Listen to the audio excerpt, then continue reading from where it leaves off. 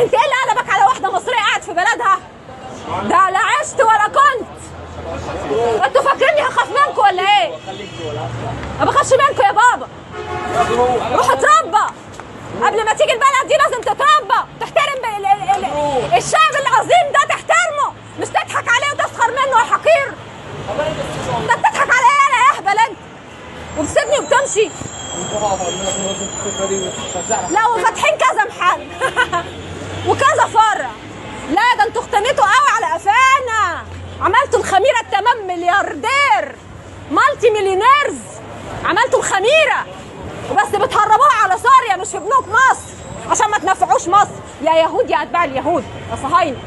اضحك اضحك يا صهيون، اضحك اضحك يا نجمه، نجمه داوود يا نجمه داوود. كل ده اتفضح على النت قسما يا جماعه. غذائيات الدوري السوري ما حدش يجيب منهم حاجه. المحلات دي لازم تتقفل، محلات اول عباس لازم تتقفل يا جماعه، دي خناقه كبيره ومش هقفل اللايف.